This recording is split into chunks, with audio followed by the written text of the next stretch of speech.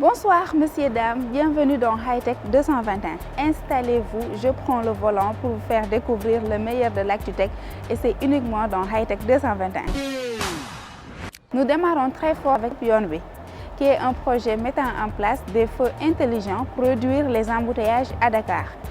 Nous allons en parler tout de suite avec Mamadou Sarr, initiateur du projet.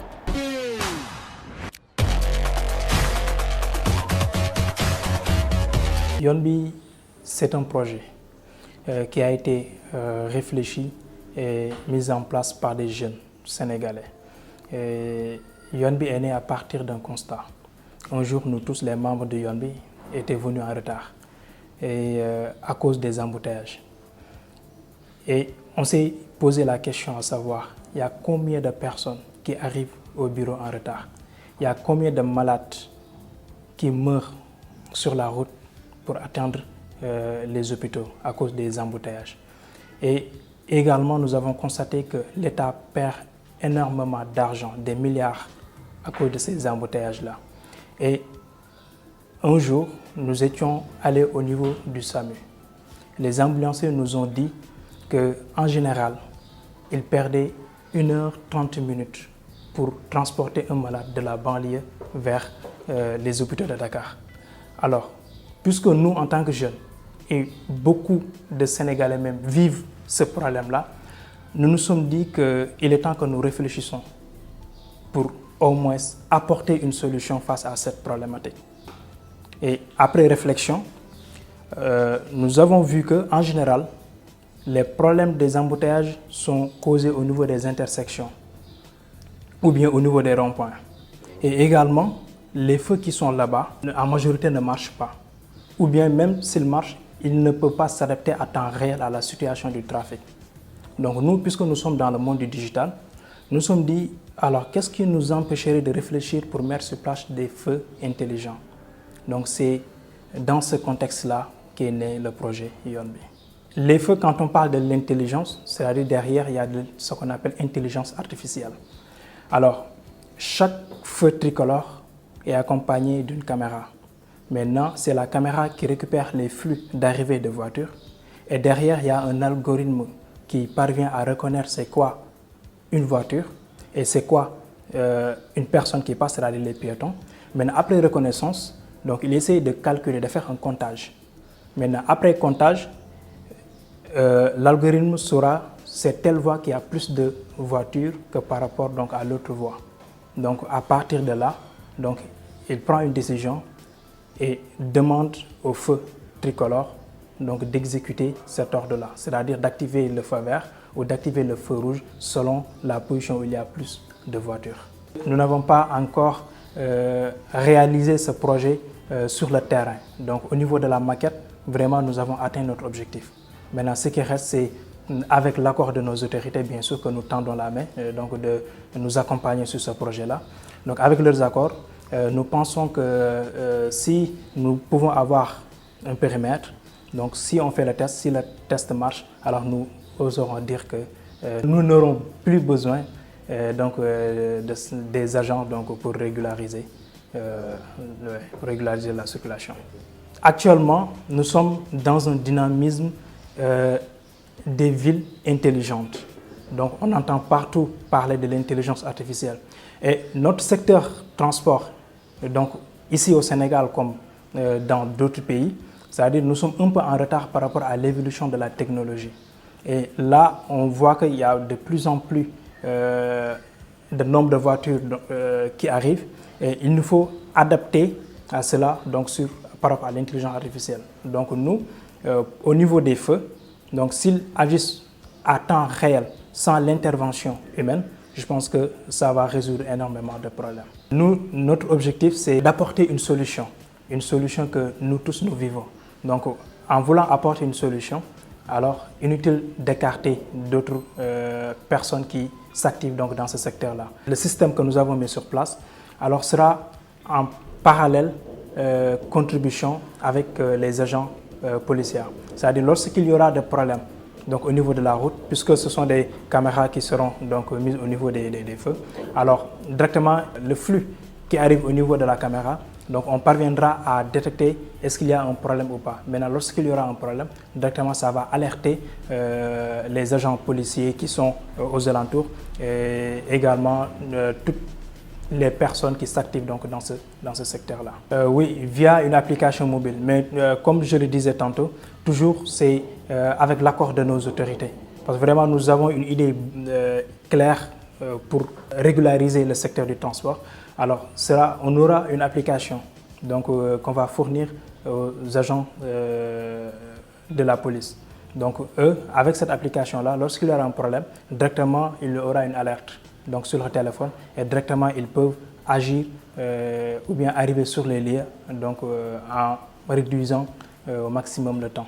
Il n'y aura pas de traitement de données personnelles. Ce que fait l'algorithme, c'est juste un comptage. Donc détection de voitures et de comptage. Donc là, il n'y a pas de traitement de données personnelles. Et aussi, autre chose, aujourd'hui, il y a beaucoup de données du transport qui échappent les autorités qui s'activent dans ce secteur. Alors ces données-là, supposons par exemple sur la VDN, est-ce que nous parvenons à connaître le nombre de voitures qui circulent là-bas les jours ouvrables et les catégories de voitures? Ça, avec notre système, nous parvenons à les savoir et même donc les fournir nos autorités ces données-là. Donc je pense que ce projet-là, c'est un projet d'une grande envergure, mais aussi qui peut rapporter vraiment beaucoup de choses à notre État. Savez-vous que une fois le projet est mis sur place, ça va aider non seulement l'État de pouvoir faire une politique de prédiction, par exemple sur les infrastructures, etc. Si demain, donc l'État souhaite élargir les infrastructures, alors ces données-là peuvent l'aider énormément. Et autre chose, aujourd'hui les panneaux publicitaires, nous les voyons partout. Avec ces données-là, ça peut permettre aux gens de savoir à quel lieu mes cibles se concentrent de plus. C'est avec ces données-là.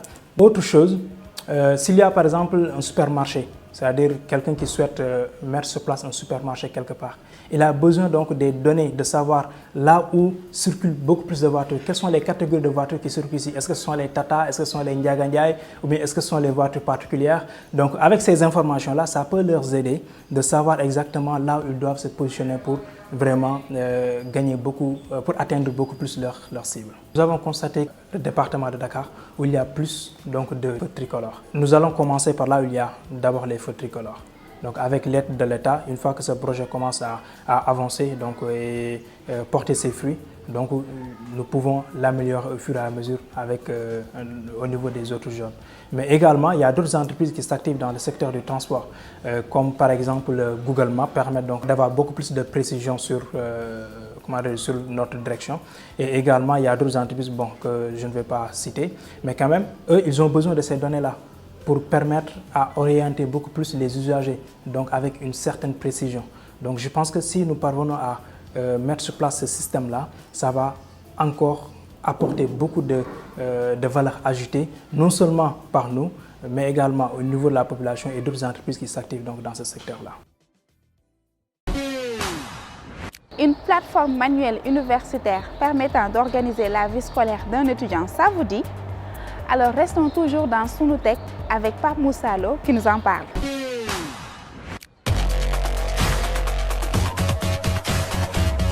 Le manuel universitaire, c'est une plateforme électronique qui est composée d'une application mobile et d'un logiciel ordinateur. Donc pour l'application mobile, vous pouvez accéder à ça par Play Store ou App Store. Et le logiciel ordinateur, vous pouvez télécharger ça à partir de notre site web www.lemanueluniversitaire.com.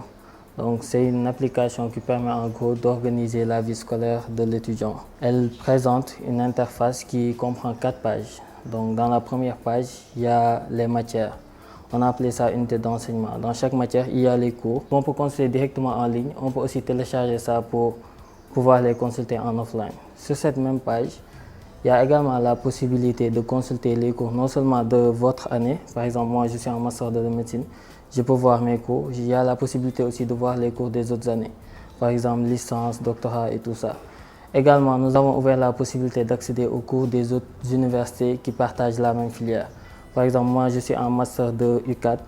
j'ai la possibilité de consulter les cours de, par exemple, Saint-Christopher, Iformet et tout ça. Après, il y a une page news. Au niveau de cette page, les étudiants ils ont la possibilité de communiquer entre eux et tout ça, de recevoir les informations du prof, du secrétariat, de l'administration et tout ça. Donc en gros, c'est comme si c'était un groupe WhatsApp qui réunit tous les étudiants qui partagent le même amphi. Après, il y a une page bibliothèque. Au niveau de cette page, nous avons essayé de regrouper tous les documents, hormis les cours qui sont déjà au niveau de la première page, tous les documents qui peuvent être utiles à l'étudiant.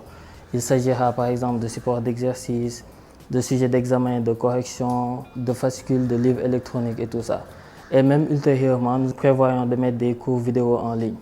Après, il y a la dernière page, c'est la page profil. Là-bas, par exemple, l'étudiant pourra consulter ses informations personnelles, les modifier si besoin. Donc, en gros, ce sont les 4 grandes fonctionnalités de l'application. Au début, en notre deuxième année, nous sommes 3 cofondateurs. Il y avait le problème de documents papier. Par exemple, pour nos fascicules d'exercice, c'était pas très lisible, c'était pas très bien organisé et tout ça. Et comme en médecine, il y a énormément de cours. Pour pouvoir consulter tous les cours en format papier, c'était un peu compliqué et tout ça. Donc, il y a énormément de cours. À chaque fois, tu es obligé, avec ton sac, de mettre tous les cours et tout ça. Donc, on a pensé à faire une plateforme électronique qui va essayer de regrouper tout ça et faciliter l'accès. En même temps, les étudiants qui ne sont pas sur Dakar, par exemple, dans les autres écoles de médecine, parfois ils ont besoin de nos cours. Ils te demandent ça sous clé, parfois ils viennent jusqu'ici pour acheter, alors que parfois ils sont à Ziguinchor, Saint-Louis et tout ça. Grâce à cette plateforme, ils ont facilement accès à tous nos documents et tout ça, sans besoin de se déplacer. Donc on a pensé à cela dans le souci d'offrir un accès plus facile à la documentation. Le manuel touche plusieurs catégories. D'abord, il y a l'administration et l'utilisateur. Maintenant, l'administration, c'est plus les enseignants, le secrétariat et tout ça. Et les utilisateurs, c'est les étudiants. Maintenant, il permet aux administrateurs de déposer des contenus à travers la plateforme. Maintenant, c'est la plateforme qui se charge d'organiser tout ça et les étudiants ils reçoivent directement. Donc qu'est-ce que ça va éviter? Au début, de base, les enseignants pour donner les cours aux étudiants, ils envoient ça à tous les étudiants par mail ou bien ils mettent ça sur clé, ils donnent ça au délégué, après le délégué met ça sur un groupe WhatsApp après ou bien groupe Facebook et tout ça. Donc voilà, pour éviter tout cela, donc grâce à cette plateforme, le professeur, l'enseignant en gros, il met directement le contenu dans la plateforme. Et les étudiants, ils ont directement accès. Et c'est déjà organisé parce que l'enseignant en question, quand il met le contenu, il met ça dans sa matière. Donc, l'étudiant, quand il consulte, il vient directement trouver le contenu. Donc, ça règle ce problème d'organisation. Et maintenant, pour les étudiants, ça permet aux étudiants non seulement d'avoir accès à leurs propres cours, mais aussi aux cours de toutes les années de leur filière. Également, il permet aussi à un étudiant d'avoir accès à toutes les filières, au contenu de toutes les facultés qui partagent la même filière. Par exemple, si tu es étudiant en médecine ici à Dakar, tu peux avoir les cours des écoles de médecine privées, publiques, genre Ziguinchor, Saint-Louis et tout ça. Si on regarde par exemple toutes les grandes universités européennes, en général, ils utilisent Pronote pour ça, canadiens, ils utilisent Pulse pour ça. Donc voilà, c'est surtout pour régler ce problème. En plus, du côté de l'administration, par exemple, le secrétariat en général à la fac, pour divulguer les notes, ils impriment ça sous format papier, ils affichent ça dans le hall. Donc pour éviter cela aussi, la plateforme elle permet de filtrer cela et que l'administration envoie directement les notes aux étudiants concernés. Comme je l'ai dit au début, la plateforme c'est une application mobile, un logiciel ordinateur et un site web. Maintenant, l'application mobile elle est disponible sur Apple Store, Play Store pour Android et iOS. La version ordinateur, vous pouvez accéder à cela à partir de notre site web, lemanueluniversitaire.com. Le site web, c'est plus pour les administrateurs, ceux qui doivent mettre les fichiers. Donc là-bas, c'est nous qui donnons des accès aux administrateurs pour qu'ils puissent entrer dans le back-end et mettre les fichiers. Nous avons lancé la plateforme il y a à peu près 2 mois, en début janvier. Donc aujourd'hui, nous sommes plus de 3000 utilisateurs en médecine à utiliser cette plateforme. Nous sommes en train d'intégrer les autres facultés de médecine. Pour le moment, il y a l'UCAD, les universités privées qui sont ici à Dakar. Après, nous prévoyons d'intégrer la pharmacie et tout ça. Mais l'objectif à long terme, c'est d'intégrer tous les instituts de formation post-bac d'abord du Sénégal, après peut-être de l'Afrique de l'Ouest et pourquoi pas au-delà. Donc vraiment, je pense qu'avec la technologie maintenant, il faut essayer d'avancer avec. Parce que maintenant, les étudiants, la grande majorité, soit ils ont un smartphone ou un ordinateur. Et la connexion n'est plus vraiment un problème. Donc je pense que c'est faisable et c'est accessible à tous les étudiants. Vous savez, plusieurs personnes portent un choix par rapport à l'application mobile ou site web. Cependant, nous sommes partis à la rencontre de certains internautes pour voir quel choix portent-ils pour leurs besoins de connectivité. Découverte.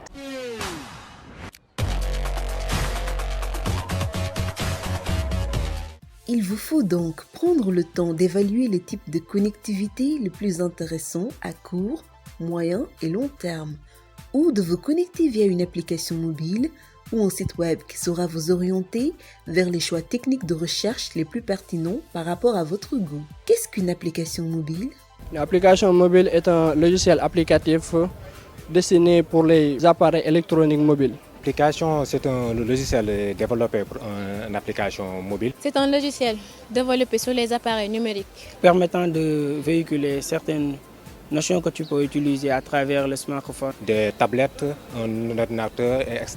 C'est qui peut servir pour assistant personnel, parfois comme balade électronique. Qu'est-ce qu'un site web? Un site web ou simplement site, c'est un ensemble de pages web ou de ressources qui sont reliées par des hyperlinks. Un site web, c'est un ensemble de pages permettant l'interconnexion et de recueillir le maximum d'informations possibles sur ce site web. Bien que lus sur les mêmes supports, tablettes et smartphones, les applications mobiles et les sites web mobiles, appelés également web apps, sont très différents. Une application mobile est un logiciel qui sera téléchargé sur un appareil mobile, alors qu'un site web mobile est simplement un site internet adapté au format des smartphones et tablettes. Quel choix faites-vous le plus pour vos besoins de connectivité? Pour moi, j'utilise le plus souvent les applications mobiles. Personnellement, je choisirais un site web. Bon, pour mon choix, ce serait les applications mobiles. Parce que je trouve que c'est plus accessible et en plus, elle est à la portée de tout le monde.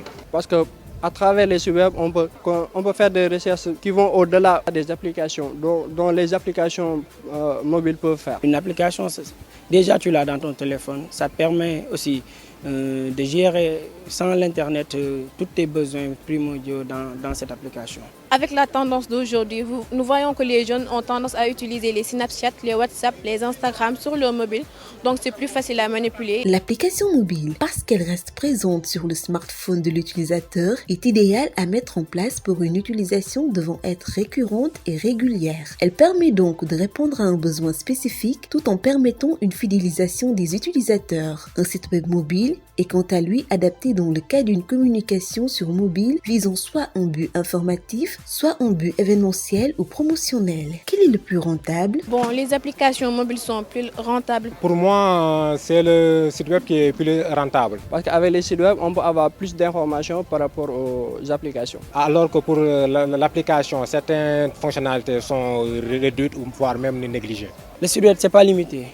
Par rapport aux applications, l'application elle est limitée et bornée. Parce que je vois que là-bas, on a une approche plus large au niveau des fonctionnalités définies et accessibles par une adresse web. Mais comme souvent dans le marketing et la communication, rien n'est tout blanc ou tout noir. Là où une application possède certains avantages, le site web va lui apporter d'autres bénéfices. Tout de suite, la Minute d'Orange.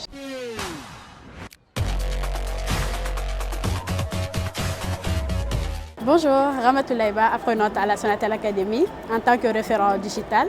J'ai eu à suivre la formation pendant 7 mois, ce qui n'a pas été assez facile. C'était très compliqué avec les cours, les timings, c'était pas du tout facile. Mais avec le cadre que Sonatel Academy nous a offert et aussi avec l'appui de la Sonatel, on a su vraiment s'imprégner dans le travail. Et aujourd'hui, nous voilà, on est certifié, moi certifié en référent digital. Et après la formation, ça ne s'est pas arrêté là, ils nous ont insérés dans les entreprises. Moi, je suis maintenant à la Sonatel en tant qu'assistant chef de projet et support technique. À la Sonatel Academy, ça ne s'arrête pas juste qu'à la formation. Et ils nous ont inculqué d'autres idées, d'autres mindsets qui nous a permis de créer un projet qui s'appelle Giving Back Day. Ce projet nous a permis d'épanouir d'autres filles qui n'ont pas eu la chance de venir à la Sonatel Academy ou d'aller à l'école, qui sont dans le métier de la couture. Et on a organisé un défilé de mode pour eux qui a eu lieu à la place du souvenir le 23 novembre. On les a collecté une somme assez conséquente, ce qui nous a permis de leur faire un don pour les épanouir dans leur travail, qui est le métier qu'ils adorent, qui est la couture. Ce qui veut dire que la Sonatel, ce n'est pas juste la formation, mais ils inculquent aussi le social en nous. On peut aussi aider d'autres qui n'ont pas eu la chance d'être là comme nous aujourd'hui, comme les filles défavorisées de Karambaïfal. Alors on remercie vraiment la Sonatel et la Sonatel Academy pour cette belle opportunité et l'insertion professionnelle qu'ils nous ont accordée et qu'aujourd'hui nous voilà, on est en train de réaliser nos rêves au sein des entreprises. Merci beaucoup. Retrouvons le professeur Aris Kassé.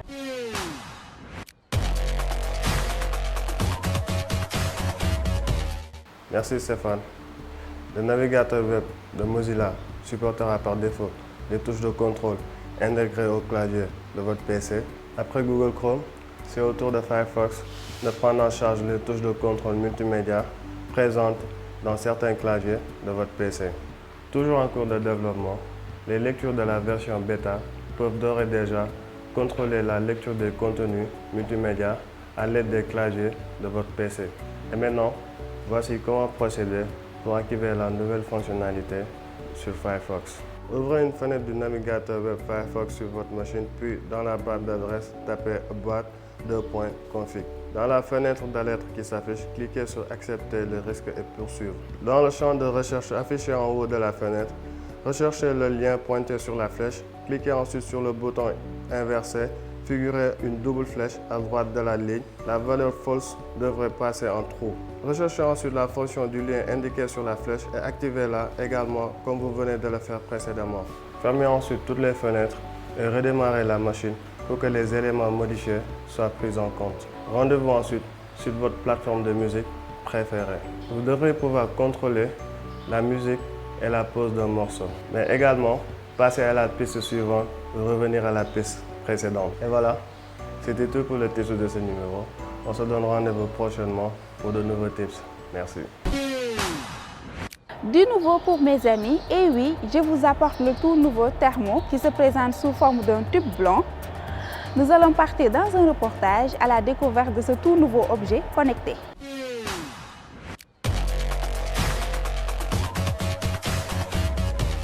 Thermo se présente sous la forme d'un petit tube blanc, avec un embout de couleur verte où se dissimulent les capteurs destinés à mesurer la température sans contact. La mesure est un peu plus simple. Après avoir allumé le thermomètre, il suffit de le placer proche de la tempe sans obligation de toucher la peau. Au bout de 2 secondes, une double vibration vous indique que la mesure est effectuée et s'affiche directement sur le thermomètre via des LED. L'intérêt d'une mesure au niveau de la tempe est que cette zone est un bon indicateur des variations de température.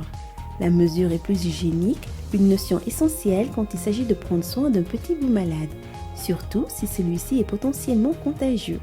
Thermo envoie directement les informations à cette appli qui permet de créer différents profils pour chaque enfant par exemple.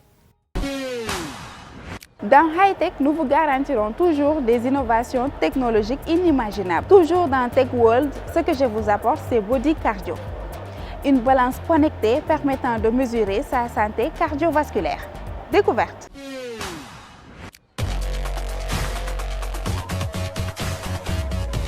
Body Cardio est la 4e génération de balance connectée. La balance du leader en santé connectée intègre une notion permettant de surveiller sa santé cardiovasculaire via une mesure de votre vitesse d'onde de pouls. Cette appellation inconnue du grand public est utilisée par les cardiologues spécialisés pour évaluer la rigidité de vos artères. En d'autres termes, pour évaluer vos risques cardiovasculaires, l'onde de pouls est générée par les battements cardiaques au moment de l'éjection du sang dans l'artère aorte. Cette onde se propage ensuite le long des parois artérielles un peu comme une mini-vague. Les artères se dilatent et se contractent au passage de cette onde. L'onde se propage de manière plus ou moins rapide selon que les artères sont plus ou moins élastiques. Si les dilatations et contractions sont nombreuses, l'onde met plus de temps pour arriver d'un point A à un point B. Si l'artère est rigide, l'onde se propage quasiment en ligne droite et va donc beaucoup plus vite. Nous sommes arrivés au terme de cette saison. J'espère que vous avez aimé la présentation ainsi que les éléments et sujets présentés. Je vous donne rendez-vous l'année prochaine, Inch'Allah, pour encore une autre aventure technologique. Bonne fête de fin d'année. Sur ce, marhaba bikoum.